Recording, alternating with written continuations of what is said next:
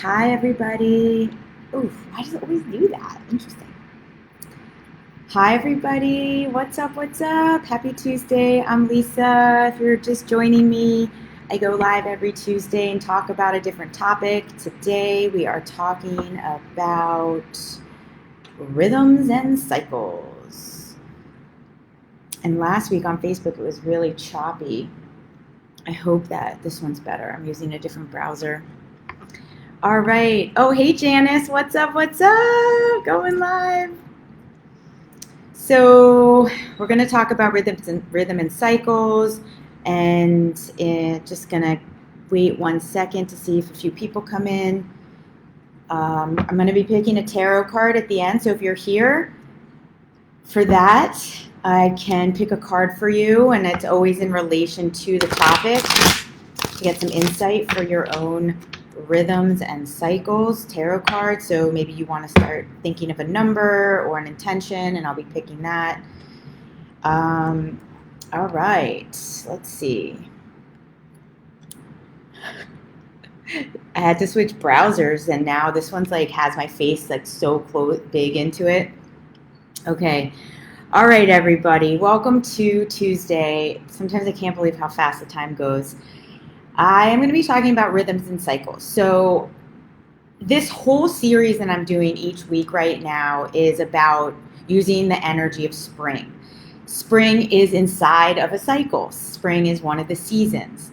And as I was preparing this morning and I was doing just like a quick little research, I was like, whoa, there are so many different kinds of cycles that we exist inside of or that we can look at for information and for knowledge. So I'm gonna just share a few things that came up for me, and I would love to hear.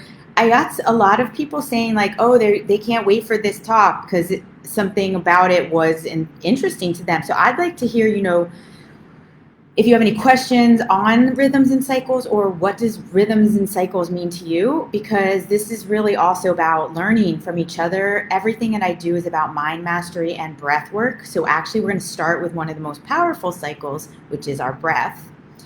And this is about mind mastery and breath work. That's how I got into that one. And then to share perspectives so that we can see things differently and open up and share knowledge and allow ourselves to grow. So if you're just joining me, hi Maggie.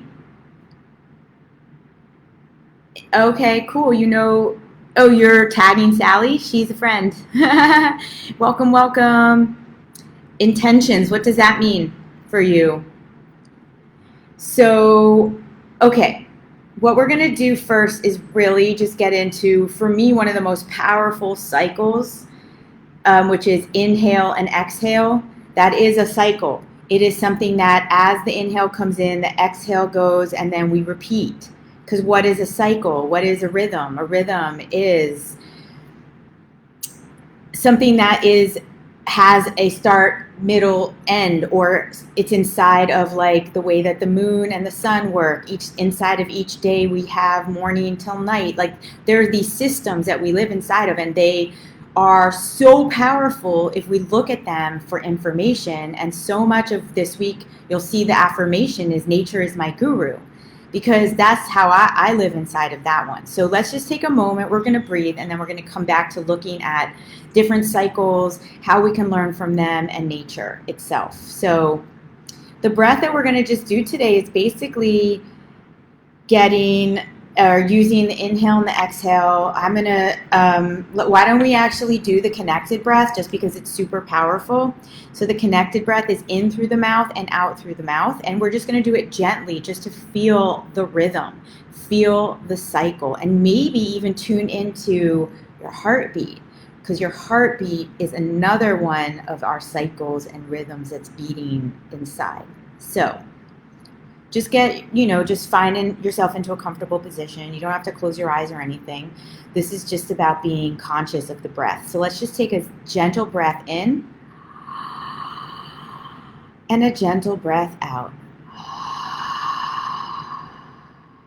Inhale and exhale. If you want to close your eyes, you can. We're just going to be here for a few breaths. So inhaling in, filling up, exhaling out. And this is really just tuning in to the inhale, tune in to the exhale as a cycle and as a rhythm. As it comes in like an ocean wave, it goes out, something you can trust and count on, just like the wave of an ocean. As it comes in, it's going to go back out. And as it goes out, it goes back in. This is a cycle.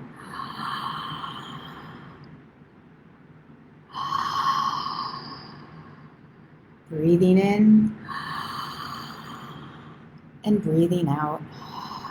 See if you can just drop into the harmony of it. When we feel the harmony of a cycle, that means we're feeling the inhale and the exhale, the contraction and the expansion, the ebb and the flow. We can stay in the harmony of something because we are in tune with both sides of a cycle, the yin and the yang. So breathing in, rising up, and letting go, melting down.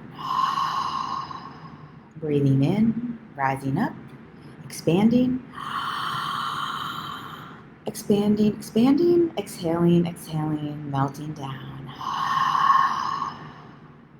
Taking 2 more inhales and exhales on your own, and just feel the rise of each inhale. Feel the expansion, and then the contraction, and then the expansion, and then the contraction. Exhaling out. Last one in. Make it a big one. Make it a big one. See that you can actually also be inside of the cycle.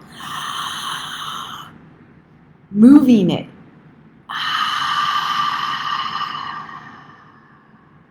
All right.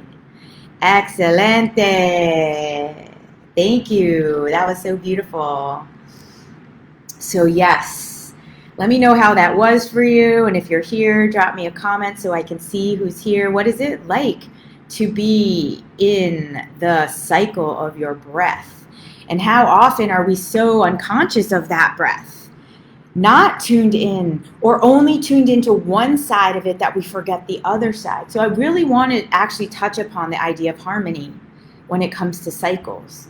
Sometimes, me included, it's like I'm only aware of one part of a cycle, and I forget that the harmony comes from the dualistic nature of things. So one of the most powerful things that I've personally learned about a cycle is through the breath of the idea that, so expansion and contraction. And so when we are in an expanded state, we tend to feel great. We're happy. We're living our lives. We're like, woohoo! And then it's almost like we're surprised or shocked when we move into contraction, because we're like, wait, no, I want to stay there. I love it there. Expansion is amazing. Yes, it is. However, expansion and contraction are always traveling together. And I think what I'd like to leave you here today with the idea that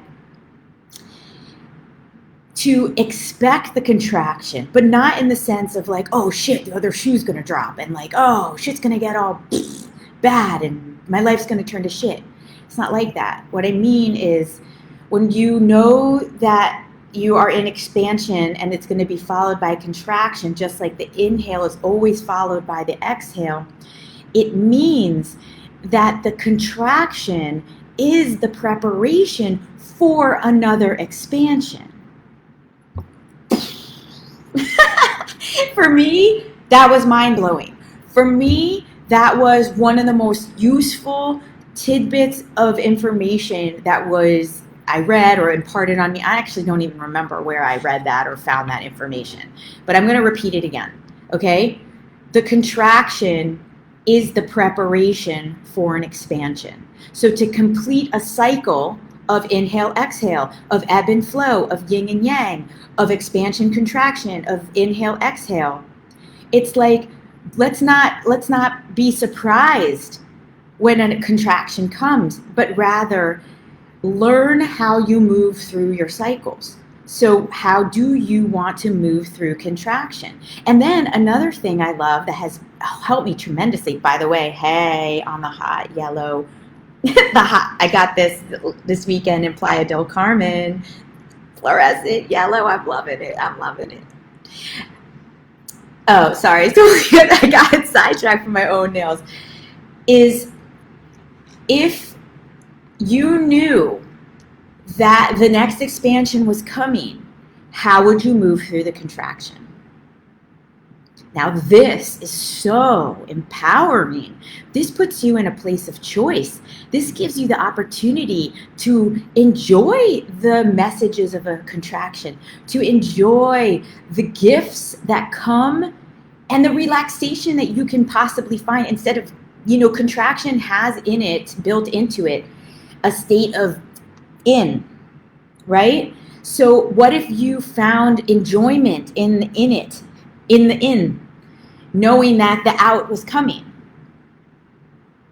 Because I find, and me too, for a very long time, was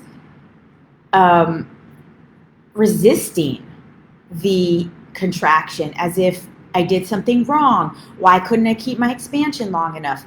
But everything in nature, and here's how we turn into the nature for being our guru.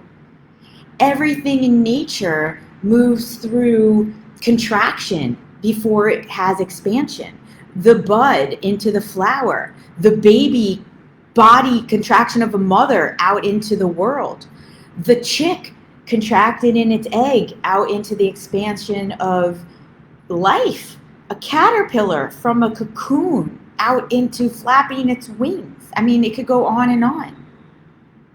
What are some more, if I'd love to hear, like, what are you all thinking with this idea of contraction and expansion, with ebb and flow, with in and out breath? Like, what are some of the things that are even coming up to you right now as you hear me talk about, like when I say to you that the contraction is the preparation for an expansion, does that relax you?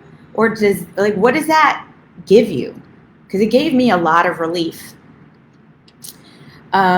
So when you can find that dualistic harmony, knowing that they're traveling together, same thing with fear and faith, with sad and joy, our emotional portfolio, as I call it, if you are constantly reminding yourself that everything has the two sides and they're dancing, and this is the rhythm, they're dancing.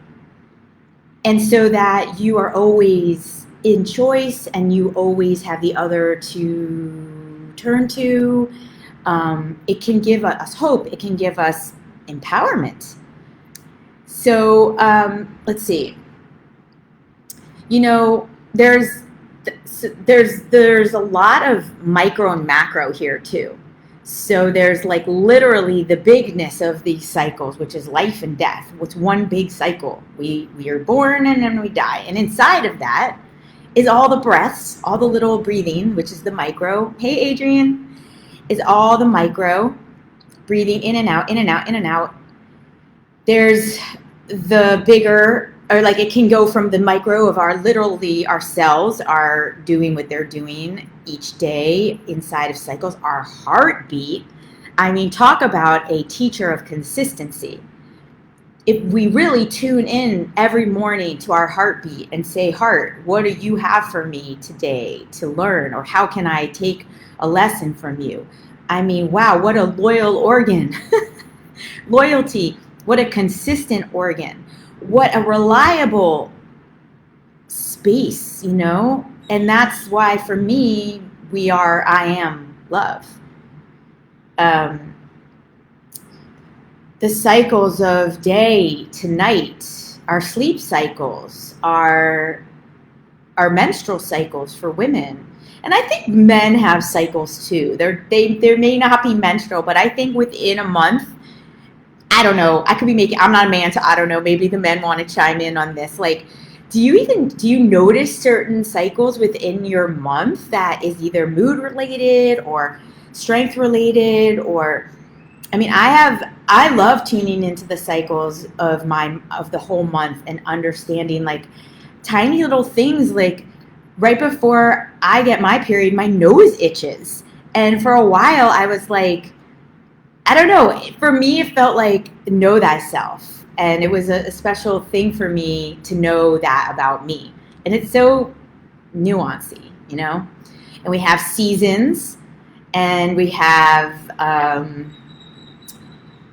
we have also the cycles of how we move through life. Like we make decisions, there's success and failure, there's how we move through resistance, which has its own cycle, which I talk a lot about in the work that I do. And I would say that, you know, inside of this idea of your emotional portfolio, if you're going to begin somewhere, I say start with getting curious about your relationship with resistance, mastering it. What's the cycle in which it shows up? For instance, you go to do something and then you don't do it. So something came there. It was probably resistance. Why? Understand how do you have a dialogue with resistance so that you can keep moving forward. Because resistance has a cycle inside of it. It's going to stop you. You're going to move through it. It might activate self-doubt, failure. It's a rhythm and a cycle of its own. So let's see, where are we with time? That's kind of where I want to, I'm looking at the comments. It gives you hope. Yeah, totally, right? When you know that the contraction is the preparation for an expansion, looking at my contraction as an integral part of the cycle creates a much later energy. Yes, Maggie, I totally agree. So you're not pushing up against it, but you actually welcome it. And that's the thing about it. The more you welcome it, the quicker it transforms into wherever it's supposed to transform into. We do want to transform it back into expansion. And yes, we'd like to live more in our expanded state. And this is the thing about what I teach. It's never about that you fall off or you go into contraction or fear or frustration, because yes, those are a natural part of its cycle. It's how quickly can you train yourself to choose to come back out. So that is really the part here that I wanted to touch upon, which is if they're both traveling together, if fear and faith are going to be two sides of the same coin, if joy and sadness, if your depression and elation are all two sides of the same coin, the real harmony here is number one, knowing that. And number two, what's your dance with the two? So how can you know that as you drop down into a lower vibrational state, that this is a preparation to possibly rise up even higher into something bigger? So this has been pretty a big awakening and opening for me in my self-mastery journey, and I hope it is for you too. And I think that thank you to spring, really, because spring reminded me of this. And what up, boo? Do I know you? Spring is such a beautiful teacher and reminder of growth, of the growth process. And after this, on my Next Level Manifestors board, I am going to share an audio I made about the Lotus. So just as we have inhale, exhale, contraction, and expansion, we also have darkness into light, similar to the way that the day works. And the Lotus is such a beautiful teacher. So I have this audio called Lotus as Teacher. And think about it. The lotus grows deep, deep, deep inside the muck, inside of a dark, dark space. But it's growing underground. And this is our lives. This is how we simulate growth and ideas, right? We plant a seed and it's under there and it's growing and we're like, where is it? I want to manifest this. And this is why I cover practical manifesting, because it helps us remind us of the ways that we can see when something is growing, how to set ourselves up for success so that we're not like, why it's not working. And then you know what? A lot of people give up right before the sprout comes up. And the Lotus is one of these teachers of like, you need to stay steady. You need to believe. You have to trust that the whole plant lives inside the seed. The lotus flower lives in the seed, and it must go on its journey upward. It is being pulled by the light of the sunlight, the light of our inner guide. And so this is where I look to nature as a reminder, and we have to have both. There's the darkness and the light. And I know that a lot of these concepts you all know, and I'm just sharing my perspective of it because it's fun.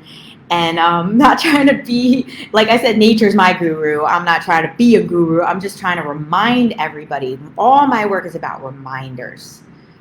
Reminders. You know, I wear a salad ring. Most of the people in my life know that. Let me see. Yeah, salad.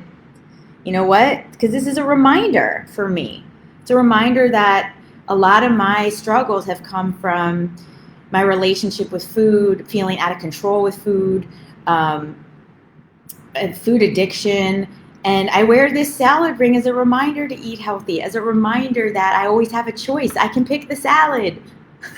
I happen to love salad also. So actually, this is going to be something I'm offering people. So if you're looking to have a reminder ring, reach out to me because I'm going to be creating those in my brand and some other fun reminder products. I have mugs. One's Wake and Make, one's Makeshift Happen. So you have so much to say about what, Maggie? I'd love to hear. What do you have to say? Okay, so we're going to pick some tarot cards. If you're still here, thank you for being here. I appreciate you for listening to me. So Maggie, if you're still here, Elaine, if you're still here, tell me a number and I will pick a tarot card for you. And we can do a quick little reflection. So between reminders and reflections, I think you can really grow. You can really open your mind, because I often say the things around you don't change, but the way you see them does. Oh, I have to make one more mention while you put your numbers in here. If you're joining in right now, put a number for a tarot card. I'm going to pick an Osho, but I have to pick one thing. Liz, hi! If you wanted me to pick a tarot card for you, I can. So wait, I want to mention one thing. I did a quick search on, I think I put in nature cycles. I got you, Adrian. And the total nerdy science part of me wrote this down because I thought it was interesting. And I also, a lot of my work is about looking to nature and science for ways to embrace wisdom. So when I put that in, it came up with the important biochemical cycles of our Earth. And I was like, yeah, dorking out over here. We've got the carbon cycle, the nitrogen cycle, the oxygen cycle, the phosphorus cycle, and the water cycle. And our Earth is in equilibrium when those are in harmony. It says the biochemical cycles always have a state of equilibrium. The state of equilibrium occurs when there is balance in the cycling of the elements between compartments. So there's the dork part of me talking about, it's not even dorky. It's like, again, everything is connected. Everything is reflection. Okay, so another R word, reminder. I said reflection, didn't I? Is that what I was saying? Yeah, I did. Okay, reflections. Reflections everywhere. You have to look for the reflection and look at the outside for the inside for the outside, because it's always there. Okay, 7, Adrian. Let me see over here on Facebook. What do we got? Okay, 7, 8, and 15. Okay, here we go. Oh, that didn't actually go.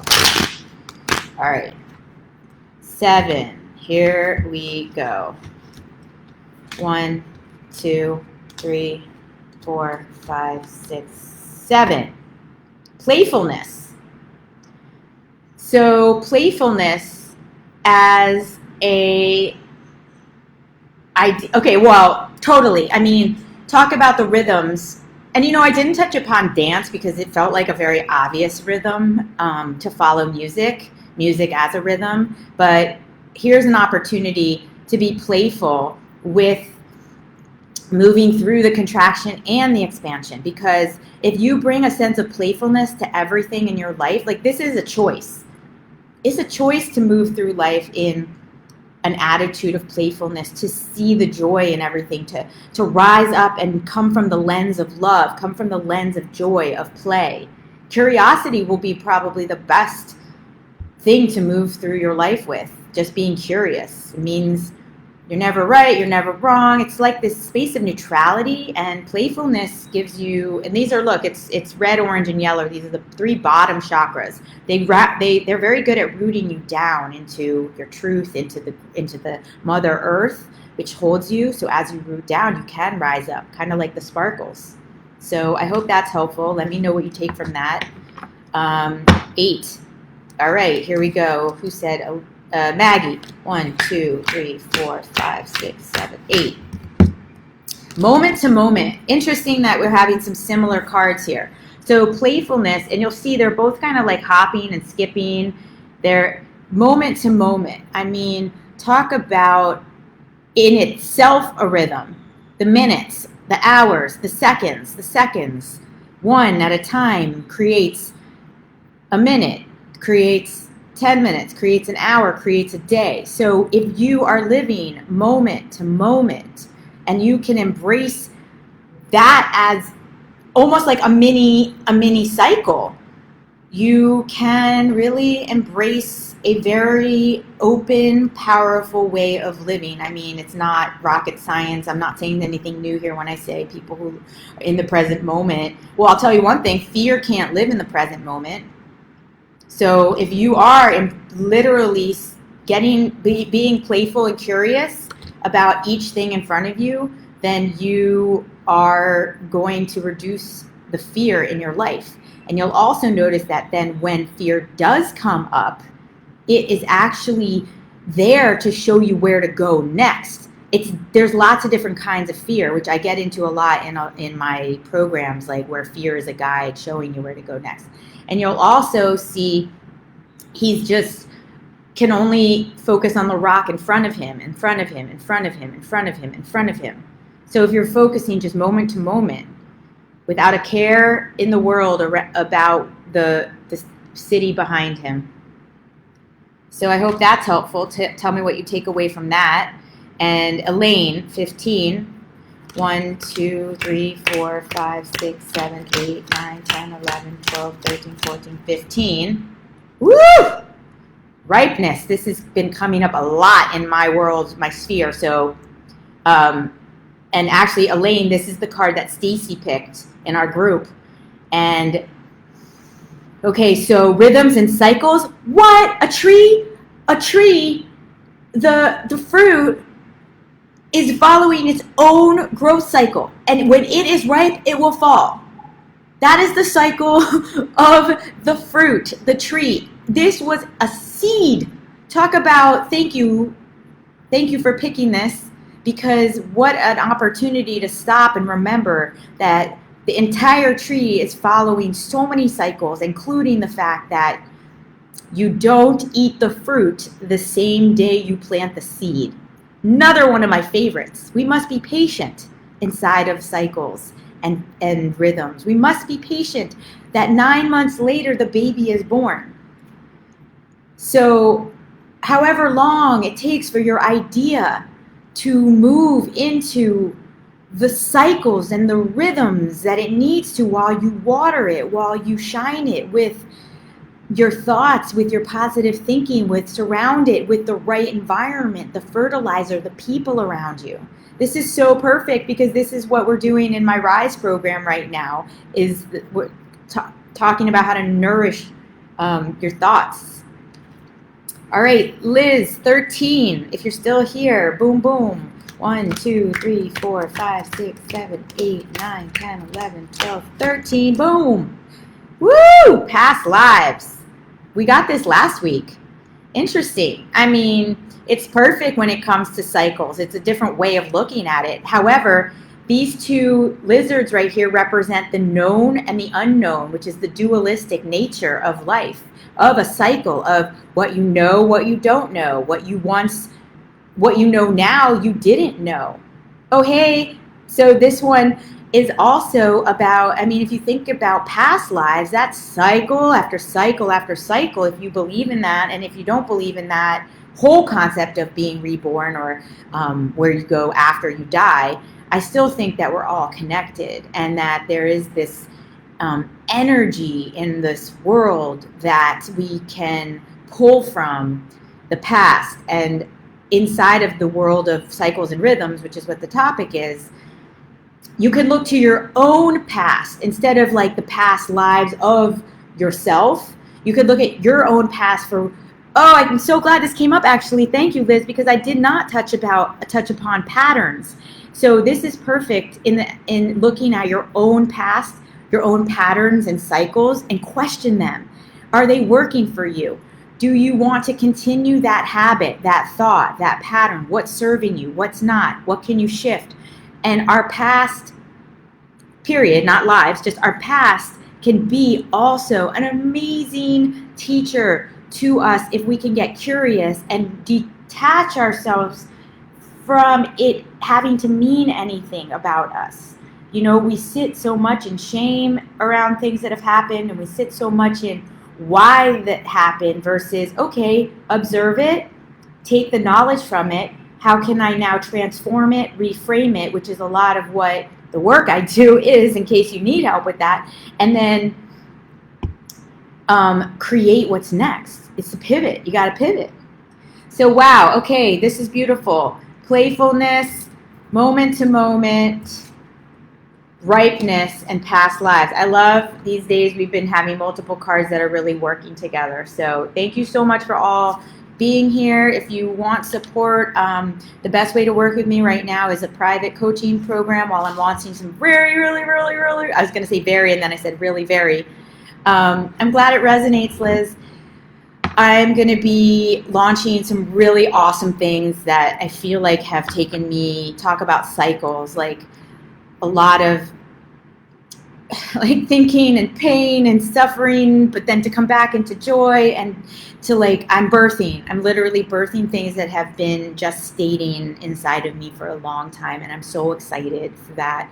And it really represents me growing, my business growing, and being able to offer more of what I do to more people. So I'm going to post the Lotus track for all of you, and I'm so grateful you are here. One love. Reach out if you need anything. Bye.